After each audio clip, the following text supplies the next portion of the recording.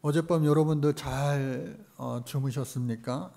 어제 불꽃축제, 세계 불꽃축제가 저희도 공원 앞에서 있었고, 또 아시안게임, 그보다도 더 여러분들 기뻐하셨을 그 아시안게임, 어제 야구 금메달, 또 축구 금메달 땄다고 그래요. 토요일 날 이루어진 일들이라 저는 알 수 없었는데 그 소식은 들었습니다. 참 기쁘고 즐거운 일들입니다. 그런데 그보다도 며칠 전에 있었던 아시안 게임에 좋은 아주 기쁜 그러한 장면들을 저도 보았습니다. 배드민턴 여자 안세영이 이관왕을 했다고 그래요. 그런데 더 큰 화제가 되었던 것은 금메달과 은메달 함께 이렇게 겨루던 그 두 선수가 함께 게임이 딱 마치고 안세영이 이긴 거예요. 우리나라 안세영 선수가 금메달이 딱 확정되는 그 순간에 상대편 여자 금메달을 딸 뻔했던, 결국은 아쉽게 은메달을 그치고만 그 외국 선수가 뭐라고 그랬어요? 안세영 대박. 한국말로 그렇게 했다고 그래요. 그러니 야, 상대편 선수도 얼마나 이게 배드민턴 쳐보면 알잖아요. 선수끼리는 눈빛만 봐도 어느 정도 실력인지 답이 나오는 거 아니겠어요? 그래서 해보니까 야, 진짜 나와 또 다르구나. 한 레벨 위구나. 한 등급 위구나. 그렇게 생각을 했는지 모르겠어요. 그래서 그렇게 아쉽게 끝냈을 텐데 그게 아니라 이렇게 사이좋게 서로 최고라고 인정해주고, 또 다음 사진 보니까 손가락 하트, 손 하트도 만들어서 이 스포츠 정신, 야, 올림픽 정신, 아시안 게임도 올림픽, 작은 올림픽 아니겠어요? 이 정신이 살아있다. 세계인들의 평화를 위해서 그리스 아테네에서 시작한 이 스포츠 정신, 사랑, 화해의 정신이 잘 이루어졌다라고 하는 겁니다. 그런가 하면 높이뛰기 우리나라 선수 우상혁 선수 있어요. 상무 소속 군인이라 그런지 몰라도 그 할 때 경기를 할 때마다 항상 충성을 외치기도 했는데 이 선수가 이번에 금메달을 딸 수 있을까? 그것도 큰 관심사였는데 아쉽게도 어떻게 해요? 은메달에 그치고 말았습니다. 그런데 같이 경기에 참여했던 금메달을 딴 외국인 선수와 함께 또 서로 잘했다고 포옹을 하고 또 서로 반갑게 축하를 해주고 이렇게 메달을 깨무는 그런 퍼포먼스도 보면서 너무나 서로가 기쁜 모습을 보며 야, 이게 바로 올림픽 정신, 아시안 게임의 정신이지 하면서 흐뭇해했습니다. 그런가 하면 여러분, 동상이몽이라고 하는 말이 있습니다. 사자성어죠. 똑같은 한 평상에서 누워 잠을 잘 때 서로 다른 꿈을 꾼다라고 하는 그런 사자성어입니다. 그래서 오늘날 표현대로 하면은 한 침대에서 잠을 자도 서로 다른 꿈을 꾼다라고 하는 그런 표현일 수도 있어요. 모두가 다 메달 따러 나왔고 기왕이면 금메달 따기를 원했지만 결과는 이렇게 다 또 나오고 있습니다. 그런데 이 동상이몽, 서로가 다른 꿈을 꾼다 할지라도 오늘 저와 여러분들 이 자리에 있죠? 같은 자리에 있어요. 같은 하나님 앞에 예배를 합니다. 그런데 여러분들 모두가 하나님 앞에 구하고 원하고 바라는 기도의 제목들은 서로 다를 수도 있지만 그 모든 것들이 한 분이신 하나님 앞에 그의 영광이 되어줄 수 있는 그러한 것들이 될 수 있기를, 여러분들의 소망이 그렇게 될 수 있기를 간절히 주의 이름으로 축복합니다. 오늘 성경 본문 말씀을 보니까요, 지난주에 이어서 물이 변하여 포도주 된 사건, 이거는요 엄격하게 따지면 성경학자들은 공생애 이전의 사건이라 말합니다. 오늘부터가 공생애의 시작, 신호탄이 되는 사건이다라고 말을 합니다. 어떤 일이 있었느냐?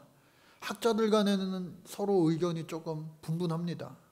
왜냐하면 공강복음서라고 말하는 마태복음, 마가복음, 누가복음에는요, 이 사건이 성경 맨 끝자락에, 그 복음서 맨 끝자락에, 소위 말하는 고난주간의 첫 시작을 예수님 성전 정화의 사건을 행하셨어요.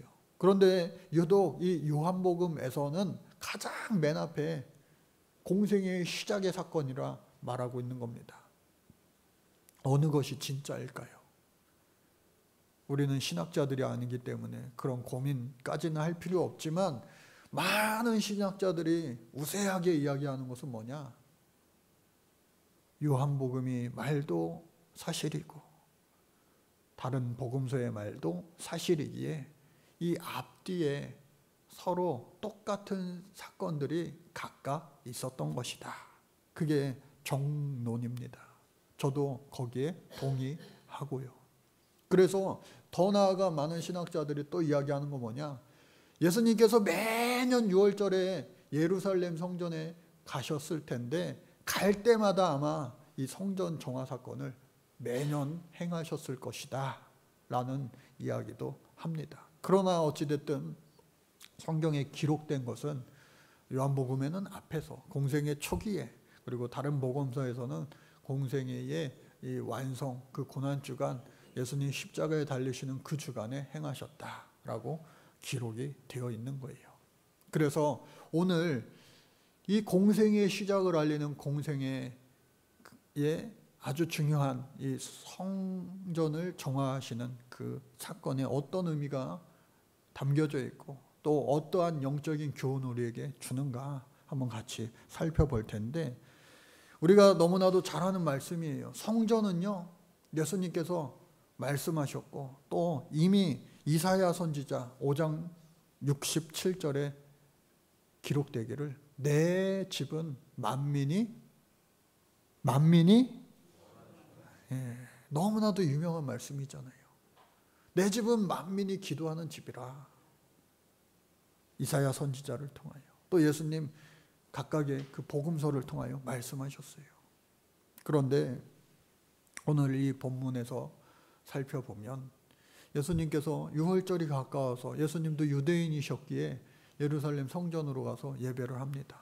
여러분, 과거에 이 이스라엘이요 남과북으로 갈리고 또 수많은 그 제국들에게 식민지가 되었기 때문에 바벨론 유수, 바벨론까지 갔다가 다시 또 여기 이스라엘로 돌아왔다가 또 뿐만 아니라 로마까지 포로로 끌려가기도 하고 또 도망가기도 하고, 각가의 이유로 이 이스라엘 사람들이요 세계 곳곳에 살고 있는 거예요.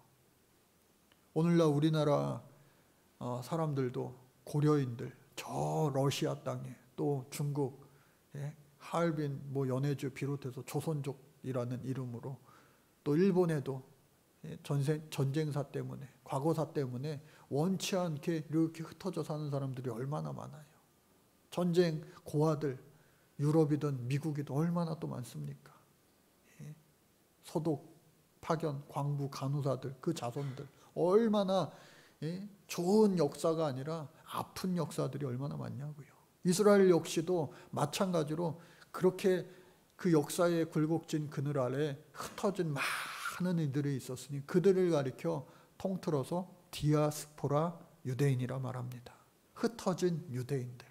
그런데 이들이 변함없이 1년에 한 번씩 이들에게 가장 큰 명절 중에 명절인 유월절을 맞이하여서 이들이요 다 배 타고 오든 아니면 걸어오든 나귀를 타고 오든 다 예루살렘 성전에 예배하러 오는 거예요. 그런데 그 성전에 올 때는요 빈손 들고 오는 게 아닙니다.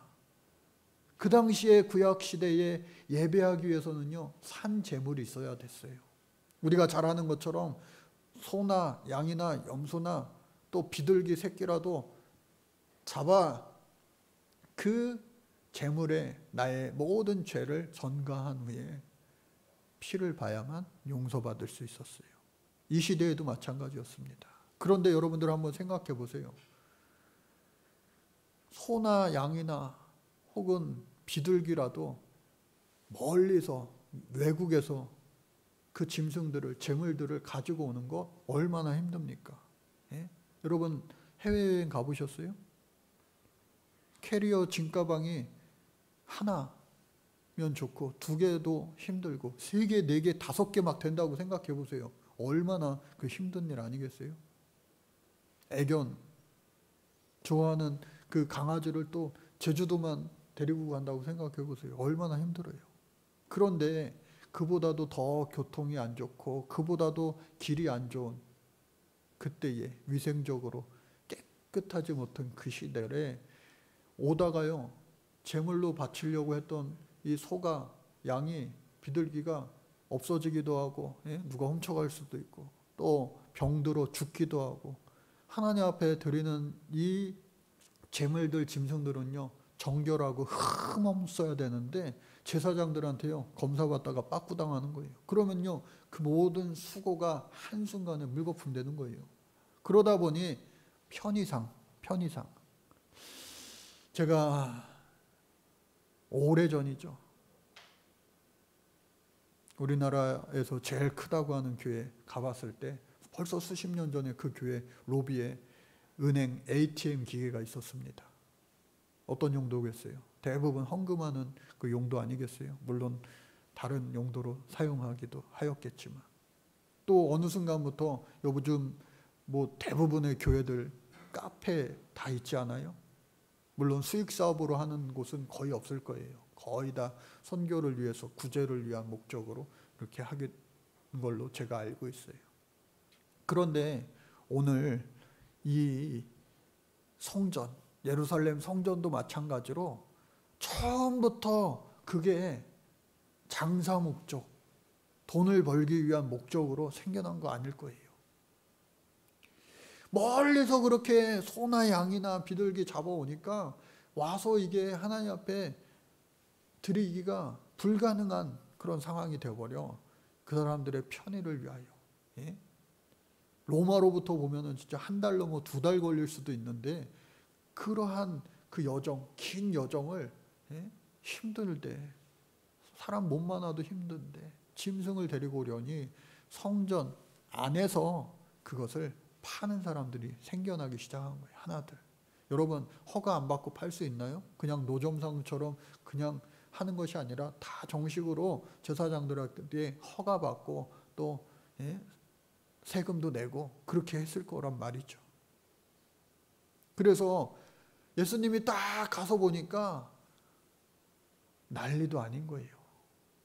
소들이 말 잘 듣나요? 사람도 말 안 듣는데. 양들이 말 잘 들어요? 무슨 양들이 말귀를 알아듣겠어요? 소 울음소리, 양 울음소리가 난리가 나는 거예요. 비둘기도 막 파드닥 거리고. 그리고 그 옆에서 보니까 또 환전상들이 있는 겁니다. 돈 바꾸는 자들이 있어요. 여러분 외국 나가시면 요즘에는 환전 많이들 하세요? 예전보다는 많이 안 하세요. 그냥 비자 마스터. 어느 때는요 카드 쓰는 게 환전하는 것보다 더 싸게 결제되는 경우도 있더라고요. 어찌됐든 간에 그러한 환전상들이 있었던 목적은 뭐냐? 하나님 앞에 성전세를 올려드려야 합니다. 모든 유대인들은 20세 이상이 되면은 한 사람당 1인당 0.5세겔씩 유대인의 동전으로 은이 많이 녹여진 은화로 드리는 거예요. 그래서 0.5세겔씩 드려야 되니 2명에서 짝을 이루어서 2인 1조로 배드민턴 복식하는 것처럼 2인 1조로 1세겔을 같이 드리는 거예요. 그러다 보니 해외에서 사용하는 화폐랑 이곳에서 드려지는 화폐랑 다른 거예요. 왜? 해외에 있는 이 로마 동전이든 다른 동전이든 보면 이방 신들이 거기에 그려져 있거나 이방 가이사 왕의 얼굴이 그려져 있거나 불결하다는 거예요. 그래서 가이사의 것은 가이사에게, 하나님의 것은 하나님에게. 이게 유대인들의 화폐만 드릴 수가 있었어요. 평상시에는 사용하지 않고 온전히 하나님 앞에 예배용으로만 드리는 그것을 그 안에서 또 바꾸어 주는데, 요즘 부가가치세가 보통 10%인데 무려 환전 수수료가 당시에 12.5%가 되었다고 그래요. 그러니 처음에는 그 예배자들의 편의를 위해서 시작한 것이 이제는 해가 거듭할수록 이것이 하나의 장사가 되고 돈벌이 수단이 되고, 야 빨리빨리 와, 줄 서 엉망진창이 막 돼버리는 거예요. 처음에 그 본래 뜻은 온데간데 없고 그냥 이거 완전히 시장통이 돼버린 거예요. 그러니까 예수님이 그 모습을 보시고, 야, 이거 하나님 앞에 예배하기 위하여 만민이 기도하는 이 집을 강도의 구렬로 만들었다. 강도의 소굴로 만들었다. 범죄에 모의를 하는 아지트가 되고 말았다라고 하는 겁니다. 그래서 이 예수님께서, 우리가 생각하는 예수님의 이미지는 뭐예요? 너무나 사랑이 많으신 분. 지난 시간 물이 변하여 포도주 되게 하신 그 가나의 혼인잔치에서도 어머니 마리아가 부탁을 하셨지만, 아유 아직 내 때가 이르지 않았는데 점점점 하면서 그래도 인자하시기에 그 소원을 들어 응답하시는 그 우리 예수님, 사랑의 예수님인데, 이 예수님께서 그 모습을 보시고 너무너무 화가 나셔서, 왜? 내 아버지의 집인데, 더 나아가서 내 몸인데, 더 나아가서 내 성도들의, 니들 몸인데. 여러분들 교회를 사랑하시기 바랍니다. 속으로 아멘하시면 안 되는데, 교회를 여러분들 사랑하시기 바랍니다. 교회는요 하나님의 집이요 예수님의 몸이요 또 우리의 몸인 줄로 믿습니다. 건물 자체만이 아니라 교회는요 우리 모든, 앞서 말한 모든 것을 다 포함하는 거예요. 예수님 너무 속상하셔서 크게 세 가지로 행하셨어요. 세 가지 단어가, 동사가 나오는데, 내어 쫓으시고, 소와 양들을요 노끈으로 채찍을 만들어 가지고 그냥 다 내쫓으시는 거예요. 나가. 그리고 비둘기도 파는 사람들한테 빨리 갖고 나가. 저는요 이 모습을 보면서도 너무 화가 나서 막 그렇게 격하게 하시면서도 사람들을 향한 사람이 또 보이는 거예요. 마치 부모가 자녀들에게 때로는 매를 들면서도 안 다치게 때려야 되잖아요. 마구잡이로 때려서는 안 되잖아요. 소와 양은요 막 성전 밖으로 내쫓아도 그 주인이요 멀리 못 가게 붙잡을 수가 있어요. 근데 비둘기는요 날아가면은 그 사람 생업이 없어지기 때문에 비둘기를 날려보내신 것이 아니라 비둘기 파는 자들에게, 야 갖고 나가. 예수님 얼마나 경노하시면서도 아주 섬세하신 분이구나 하는 것을 알 수가 있는 거예요. 세밀하신 분이시구나. 또 뿐만 아니라 쏟으셨다. 환전상들 그 돈 바꾸는 돈 뭉치를요 바닥에다 다 쏟으신 거예요. 여러분, 물 안에 물을 쏟아버리면 이 물을 다시 어떻게 마실 수가 있습니까? 한 번 쏟으면 소용없어요. 그것처럼 그 돈을요 다 쏟으셨어요. 그리고 다시는 하지 못하게 그 돈 바꾸는 상 있잖아요. 그것을 다 또 어떻게 해요? 엎어버리셨다. 이야, 예수님이 아주 과격하시구나 이렇게 느껴지는데, 한국말로 번역할 때 그나마 이게 순화된 표현입니다. 더 원어상의 깊은 의미로 보면요 완전히 박살 내신 거예요. 박살. 이 정도 했으면은 이듬해에는 안 할 만도 한데, 이 정도 했으면은 그 이듬해는 안 할 만도 한데, 공생애를요 예수님의 공생애를 만 3년으로 잡습니다. 그리고 횟수로는요 4년으로 잡아요. 그렇다라고 한다면 1년에 한 번씩만 이 행위를 하셨어도 적어도 3, 4번. 마지막 공생애가 있기까지 예수님이요 이 일을 반복하신 거예요. 그럼에도 불구하고 그 못된 오래전부터 자리 잡은 그 습관, 습성들이요 바뀌지 않고 또다시 행해졌다고 하는 거예요. 예수님 얼마나 갈 때마다 속상하시고 마음 아프시고 그랬을까. 그런데 이게 남의 이야기, 이 사람들만의 이야기일까요? 오늘 저와 여러분들의 이야기 아닙니까? 다시는 안 그래야지. 하나님 앞에 우리가 다시는 안 그래야지 하는 일들이 많지 않습니까? 우리 주님이 너 그렇게 하지 마. 너 그렇게 하지 마. 안 그랬으면 좋겠어. 그런 마음의 감동을 주시고 또 기도의 결단을 주시고 마음의 결단을 주시고 입술에 고백도 주시고 하는데 그것들이 다 언제 그랬냐는 듯이 또다시 똑같은 일을 하고 있는 우리의 모습 아니냐고요. 아이들만 그럽니까? 아빠 유튜브 하루에 30분 이상 안 볼게. 1시간 넘게 안 볼게. 하지만 그 말을 믿지 않아요. 어떤 분이 그러더라고요. 100억 이상 투자한 게임 회사와 그 아이의 싸움이 되겠느냐고. 이것은 다윗과 골리앗 이상의 싸움이라고.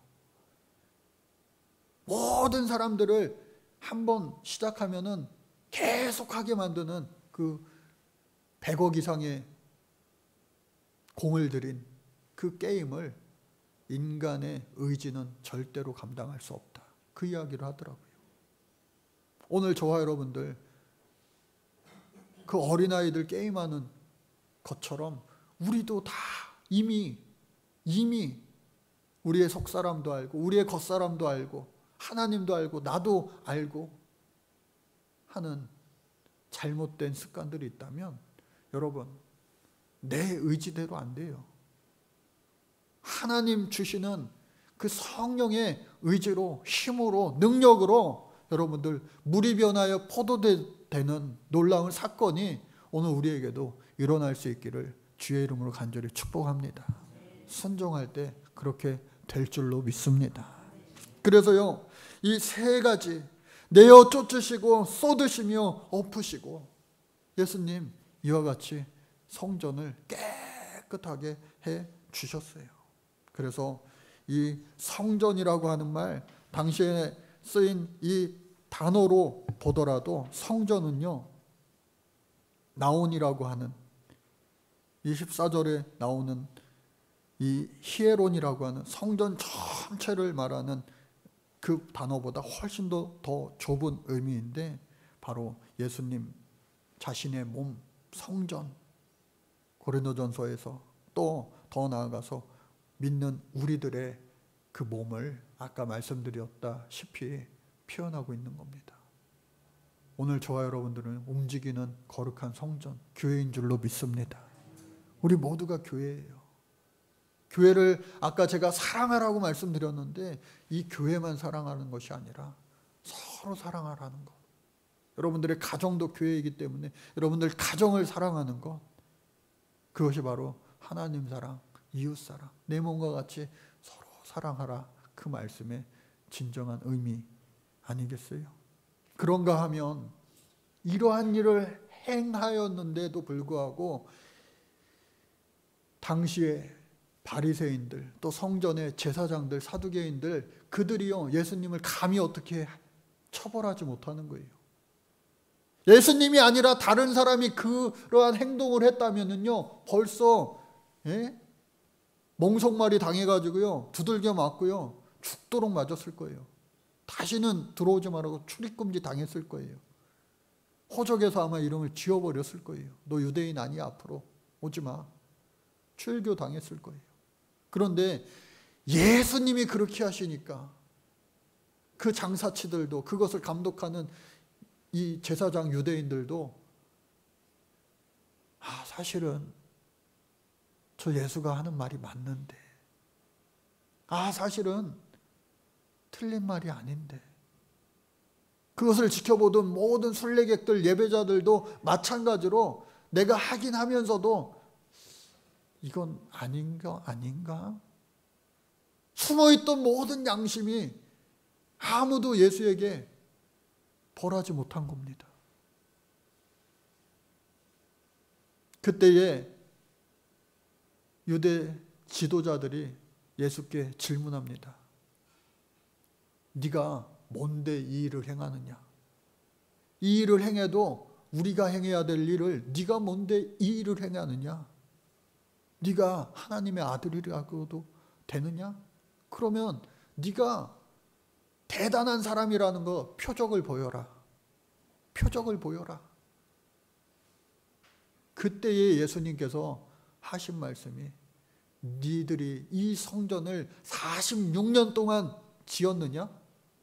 여기서 말하는 이 성전은, 지금 이 성전은 헤로데 왕이 수십 년에 걸쳐서 지은 3차 성전을 의미합니다. 솔로몬 성전, 스룹바벨 성전, 그 이후에 헤롯 성전. 그런데 예수님께서 뭐라 대답하십니까? 이 성전을 내가 하루 만에 헐리라. 그리고 오늘 말씀 제목 뭐예요? 시작. 내가 사흘 동안에 일으키리라. 여러분, 저 슈퍼타워, 롯데타워 짓는데도 몇 년이 걸렸어요. 어느 때건 저기가 평생 영원하겠어요? 어느 순간 노후돼서 철거해야 될 겁니다. 철거할 때 뭐 하루 이틀 만에 철거가 되겠습니까? 아무리 기술이 발달돼도. 철거하는데도요 오래 걸릴 거란 말이죠. 크면 클수록. 수십 년 동안 지은 성전을 하루 만에 헐고, 또 수십 년 동안 지은 성전을 3일 만에 일으킨다? 정신 나간 소리죠. 동상이몽이에요. 이 유대 지도자들이 하는 이야기와 지금 예수님이 이야기하는 것은요, 서로 딴 얘기하고 있는 거예요. 천상의 이야기와 지상의 이야기가 서로 지금 결합하는 모습입니다.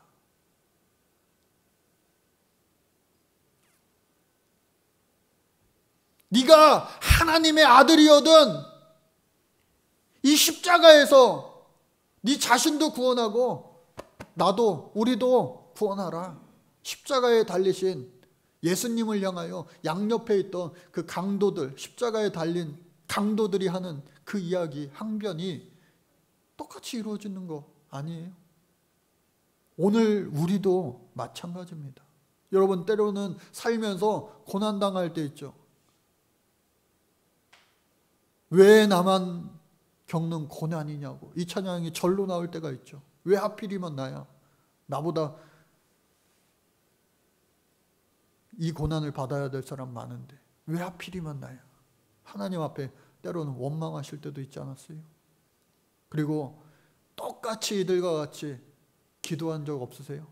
하나님 살아계시면 지금 이 고난에서 빨리 나를 건져주세요.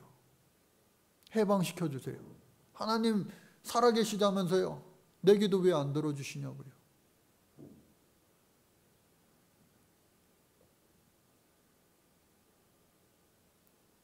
그런 그들에게 예수님께서 내가 사흘 동안에 일으키리라.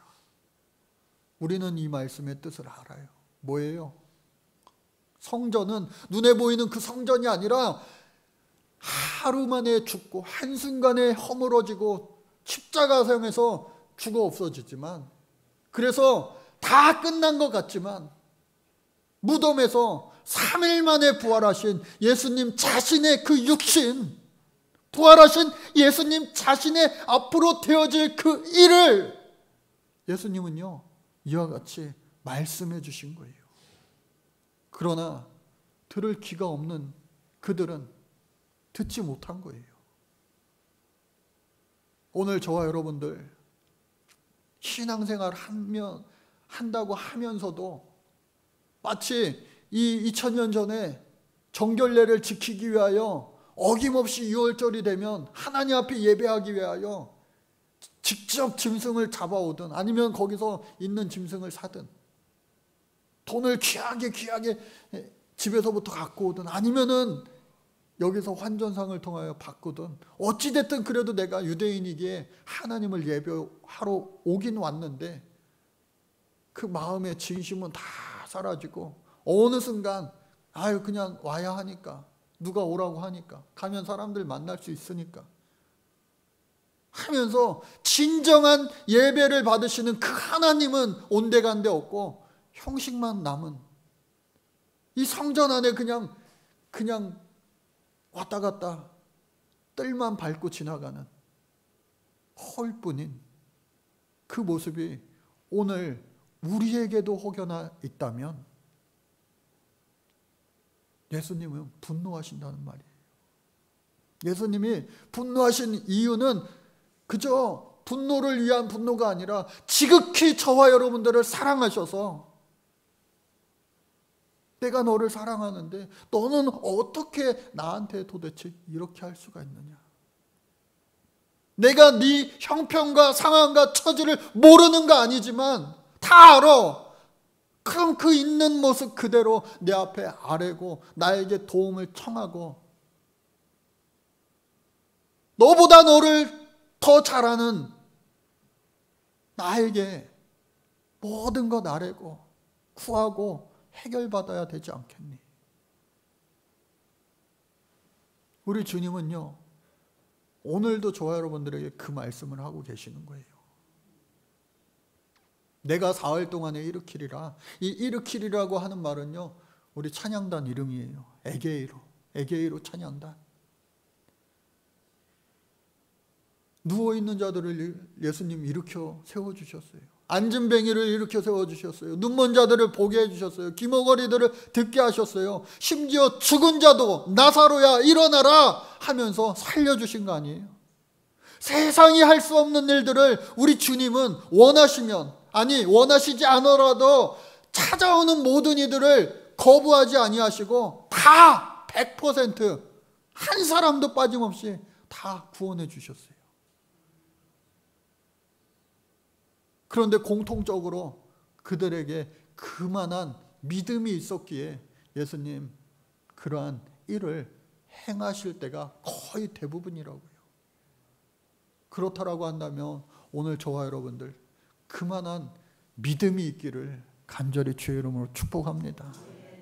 속상하고 안타깝고 좌절하기 쉽고 그러한 인생의 모든 문제들 있잖아요. 요즘 젊은이들이 얼마나 힘듭니까? 학생들은 오죽합니까? 어른들이라고 좋습니까? 아니에요.